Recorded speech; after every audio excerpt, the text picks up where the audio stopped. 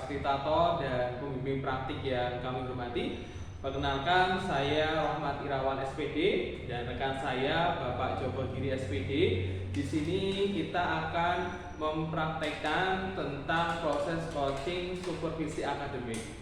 Yang pertama, saya mengucapkan terima kasih kepada fasilitator Ibu Ambar Widyanitias SPD dan Bapak pembimbing praktik Bapak Sumaryanto SPD yang telah membimbing kami sampai di modul 3 ini. Langsung saja, adapun tujuan dari kegiatan pada siang hari ini yaitu lanjutan dari kegiatan supervisi akademik mengenai coaching pasca observasi. Langsung saja kami mulai. Selamat siang Bapak Joko Giri, bagaimana Pak kabarnya, sehat? Selamat siang, alhamdulillah sehat Pak Rahmat. Oke, Pak Joko Giri, mohon maaf mengganggu waktunya. Di sini saya ingin ngobrol-ngobrol sebentar terkait praktek pembelajaran yang telah dilaksanakan kemarin Pak, tentang proses pembelajaran yang mana ini ada coaching pasca observasi seperti itu. Nah, Pak Joko Giri, dari obrolan kita nanti apa yang kira-kira akan dicapai Pak Joko Giri? Mungkin dari obrolan kita nanti ya, yang ingin saya capai mungkin tentang kemarin kan saya sudah mengajar terus diobservasi sama Pak Rahmat ya. Itu yang ingin saya capai mungkin ya kekurangan-kekurangan saya ya di dalam mengajar, terus bagaimana solusinya biar lebih baik lagi. Oke, terima kasih Pak Joko. Jadi di sini kita saling sharing Pak Joko, saling sharing, memberi masukan agar nanti ke depan pembelajaran kita bisa lebih baik. Oke, Pak Joko, sebelumnya saya mau tanya Pak, bagaimana perasaan Bapak setelah melaksanakan proses pembelajaran kemarin Pak?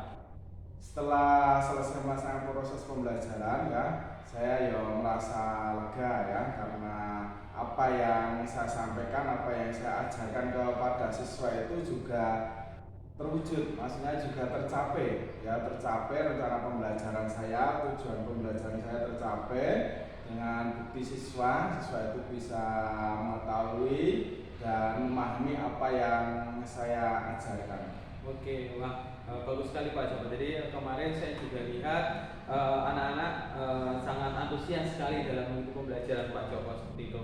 Nah, sekarang Pak, menurut Bapak apakah rencana pembelajaran sudah tercapai sesuai MPP seperti itu Pak?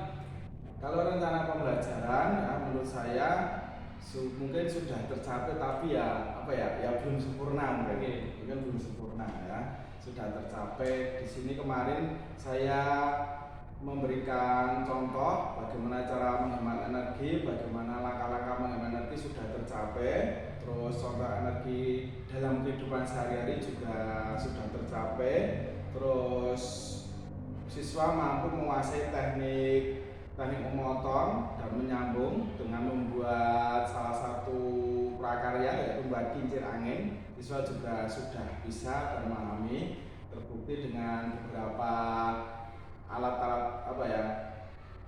keterampilan yang sudah dibuat. Oke, Pak Joko, alhamdulillah. Jadi dari proses pembelajarannya sudah sesuai LPP dan tujuan pembelajarannya dari LPP sudah tercapai ya Pak. Tadi Pak Joko juga menyebutkan ada beberapa hal yang menyangkut tujuan pembelajaran yang kemarin. Oke, Pak Joko, langsung saja. Ini saya mau tanya apa yang menjadi keunggulan dalam proses pembelajaran kemarin Pak yang Pak dengan praktekkan seperti itu? Mungkin keunggulan yang saya praktekkan kemarin dalam pembelajaran ini ya, saya menggunakan filosofi KHD ya, Ki Hajar Dewantara. Ya, salah satunya yaitu budaya positif. Dalam pembelajaran di situ saya memberikan budaya positif ya kepada siswa, terus KSE yaitu kesadaran diri ya, bagaimana siswa menguasai emosi, lagi senang, lagi sedih, terus manajemen diri siswa juga saya tampilkan di situ. Terus kesadaran sosial di situ juga saya tampilkan ketika membuat kincir angin. Ketika membuat kincir angin ya, kalau misalnya ada siswa yang tidak begitu bisa ya bisa saling membantu bersama. Terus keterampilan berrelasi juga di situ terbentuk. Terus pengambilan keputusan yang bertanggung jawab juga di situ ada ya.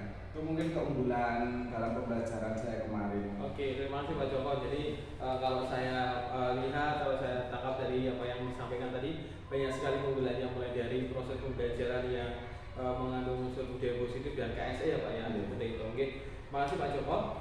Selanjutnya Pak, kalau tadi kan keunggulan dari proses pembelajaran yang Pak Jenengan lakukan. Nah, kemudian kalau menurut Pak Joko ada hal yang masih kurang nggak Pak dari pembelajaran kemarin seperti itu? Ya, mungkin yang masih kurang ya, mungkin dari apa ya, sisi waktu Pak, mungkin dari sisi waktu ya, mungkin waktunya kurang ya, kurang panjang mungkin, karena waktunya tidak cukup ketika saya membuat kecerangnya terus kita presentasikan itu pas sesi presentasi agak buru-buru. Oh gitu. Agak buru-buru ya, karena ya mengejar waktunya mau habis ya, pas presentasi itu agak buru-buru itu mungkin.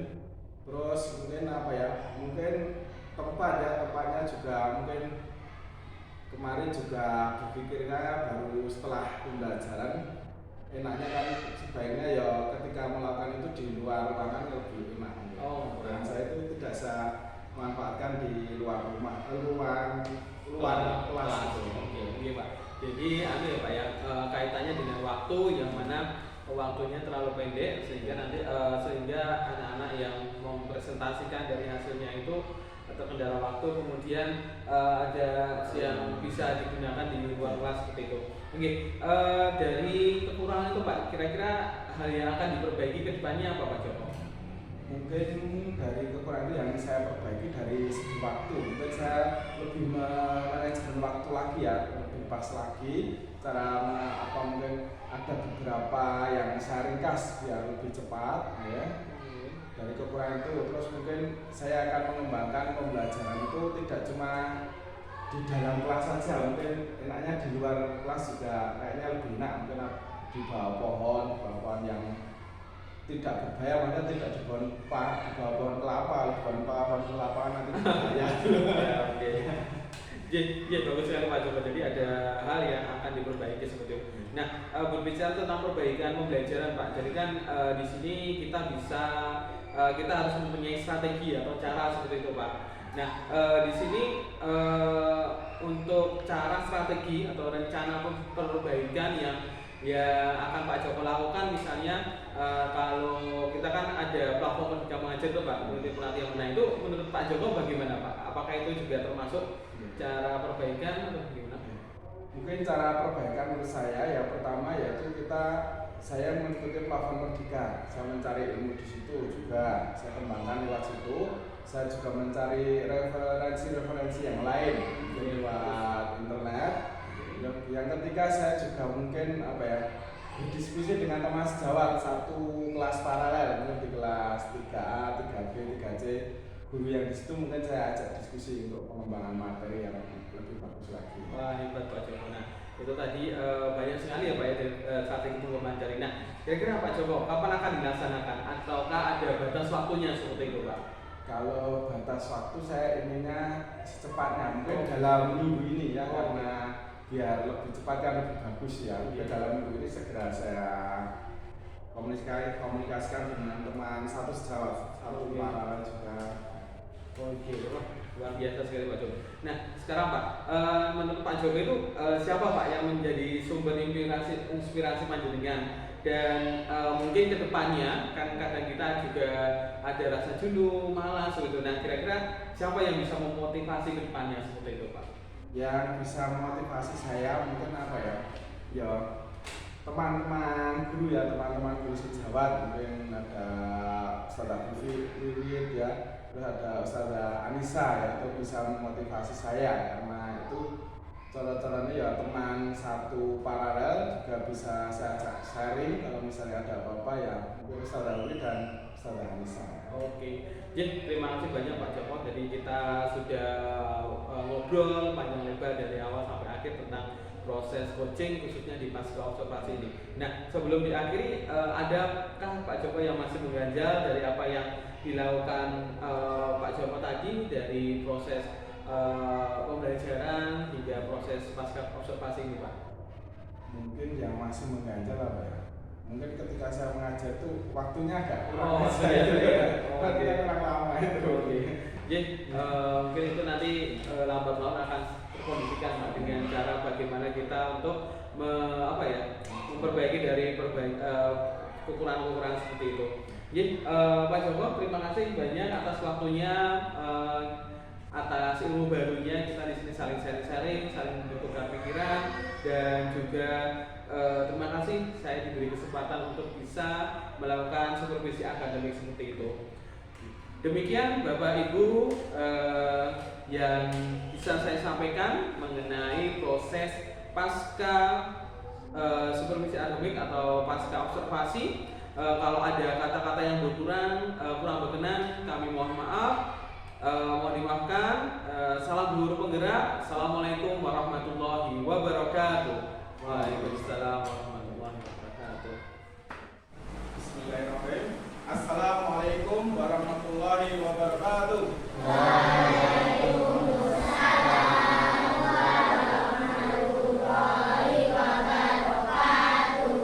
Ya, bagaimana kabarnya anak semua hari ini?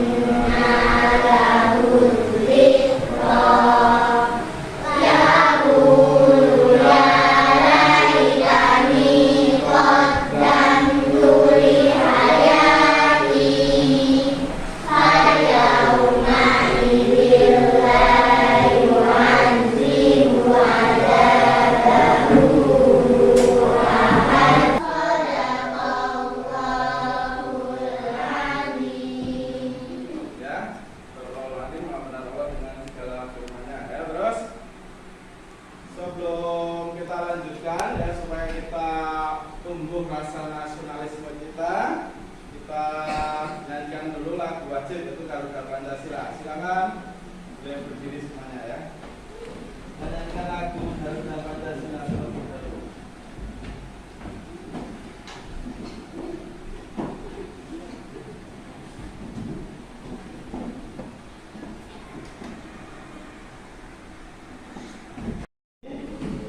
Kita akan mempelajari tentang energi ya. Hari ini kita akan mempelajari tentang energi. Tujuan pelajaran hari ini, nanti kita akan yang pertama mempraktekkan bagaimana cara menghemat energi. Terus langkah-langkah apa saja ketika kita menghemat energi, apa yang kita lakukan. Terus yang ketiga yaitu kita akan membuat kincir angin sederhana dengan teknik memotong ya. Sebelum terus ambil napas, hembuskan, ambil napas, hembuskan. Terus sekarang pejamkan mata, ya silakan pejamkan mata sambil dinikmati, ya tidak ada yang bersuara, dengarkan suara di sekitar kalian, ya perhatikan. Terus kalian bayangkan kamu di tempat yang indah. Nah, bayangkan di tempat yang indah yang kamu sukai. Ya. Mulutnya ditutup. Ya. Bayangkan di tempat yang indah yang kamu sukai. Ya. Kalian adalah anak yang berhak. Berdaya kecil, lepaskan kabel jika selesai. Hematkan listrik, menghemat listrik, hemat energi. Hematkan listrik,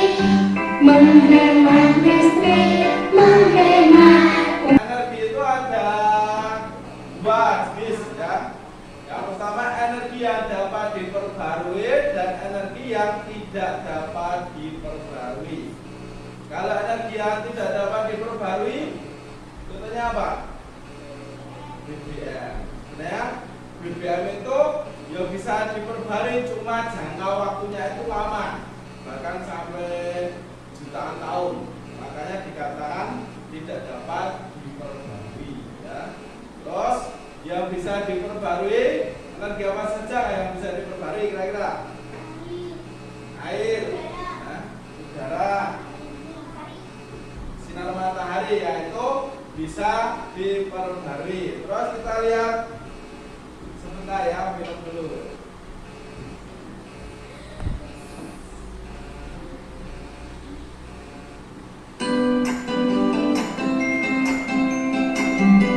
Assalamualaikum warahmatullahi wabarakatuh. Sobat Sumber Belajar, kali ini kita akan belajar tentang sumber energi. Benda yang menghasilkan energi disebut sumber energi. Makanan merupakan sumber energi bagi tubuh. Makanan yang kita makan berasal dari hewan dan tumbuhan. Makanan menghasilkan energi bagi tubuh kita. Jadi, hewan dan tumbuhan juga merupakan sumber energi. Sebagian besar makanan kita berasal dari tumbuhan. Oleh karena itu, kita harus memelihara dan melestarikan tumbuhan. Selain makanan, minuman juga merupakan sumber energi. Air yang kita minum harus bersih. Akan tetapi saat ini banyak sumber air yang tercemar. Pencemaran air telah terjadi baik di kota maupun di desa. Pencemaran air terjadi karena sampah dan limbah yang dibuang ke air. Sobat Sumber Belajar, air dan udara adalah sumber energi. Air bukan hanya sumber energi bagi tubuh. Air juga merupakan sumber energi listrik. Listrik merupakan salah satu energi yang sangat dibutuhkan manusia. Bagaimanakah cara menghasilkan listrik dengan menggunakan air? Air ditampung dalam sebuah hubungan atau waduk. Kemudian air dari dalam hubungan dialirkan. Aliran air memiliki kekuatan yang disebut energi kinetik. Energi kinetik dari aliran air menggerakkan kincir atau turbin. Gerakan kincir air akan menggerakkan generator listrik. Generator listrik inilah yang menghasilkan energi listrik. Bendungan atau waduk yang digunakan untuk menghasilkan energi listrik disebut pembangkit listrik tenaga air. Matahari menghasilkan energi berupa panas dan cahaya. Panas dan cahaya matahari merupakan sumber kehidupan. Matahari merupakan sumber energi terbesar di bumi. Cahaya matahari diperlukan tumbuhan untuk berfotosintesis. Fotosintesis menghasilkan makanan dan oksigen. Makanan dan oksigen sangat penting bagi kehidupan manusia dan makhluk hidup lainnya. Semua makhluk hidup yang hidup di bumi memerlukan energi. Kita harus menjaga kelestarian energi. Ada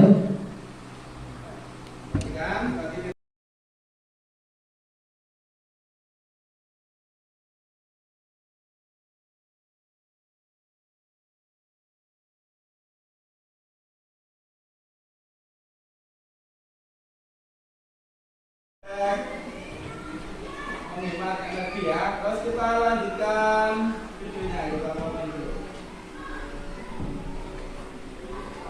beberapa cara untuk menghemat energi, antara lain merawat dan memelihara tanaman, melakukan penghijauan, tidak membuang sampah dan limbah ke sumber air, dan menggunakan air secukupnya.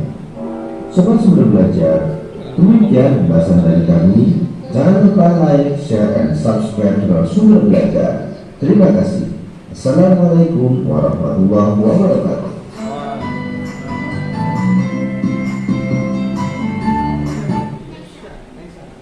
Ya, itu tadi kita sudah pelajari cara menghemat energi.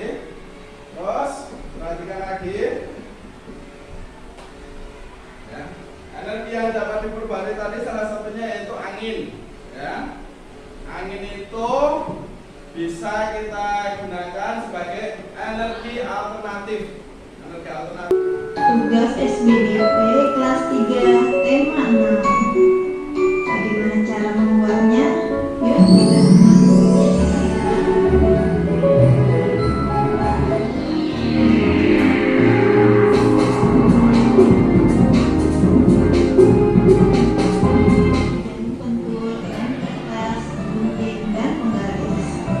lanjut ke proses pembuatannya ya. Langkah yang pertama, kita ambil kertas origami, lalu kita akan mengukur dan memberi tanda di setiap sudut kertas origami kurang lebih 4 cm.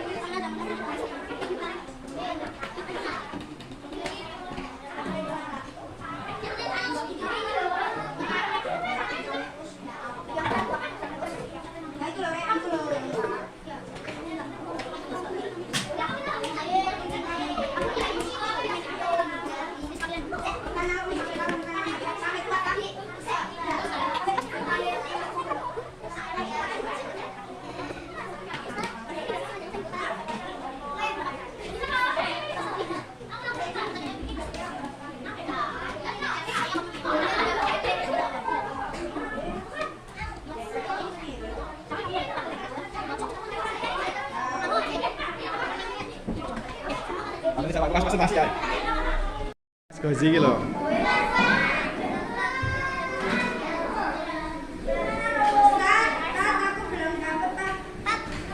Belum dapat ini loh, Tat. Ya, nah. Sabar.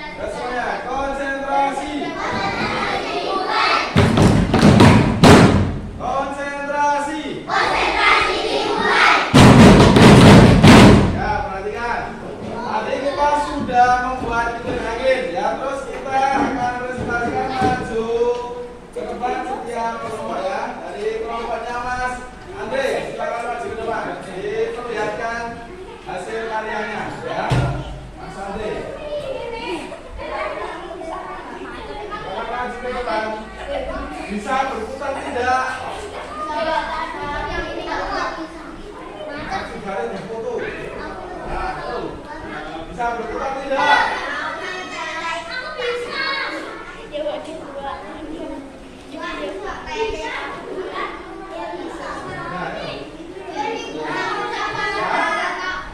Boleh kembali ke tempat duduknya. Silakan.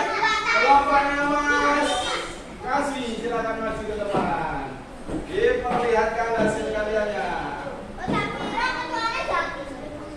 Mas Yaki.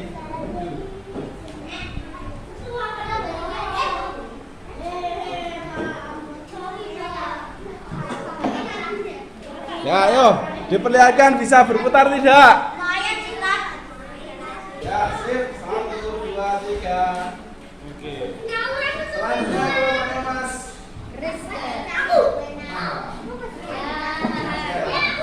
Benar ya?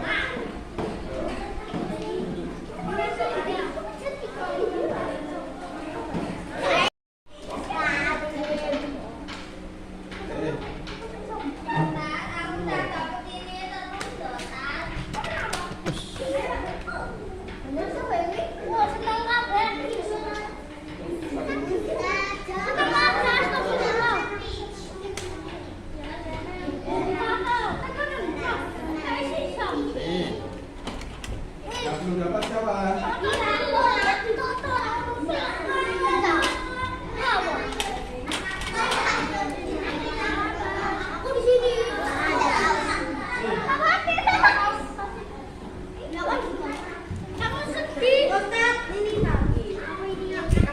Yang belum dapat? Silakan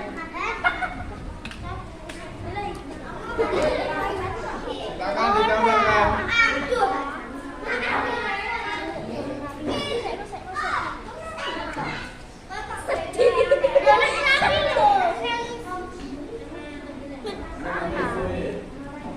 Sedih gara-gara apa? Lah kan ya ini kan tidak sedih. Lupa sahur. Lupa sahur. Cepet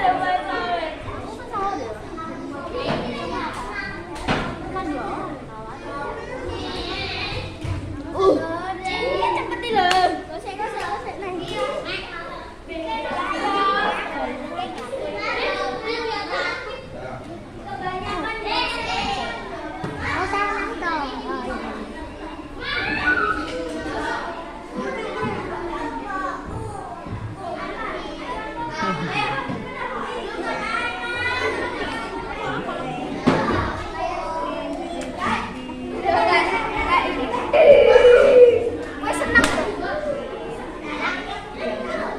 Nah, ya sudah, silakan kembali ke tempat duduknya.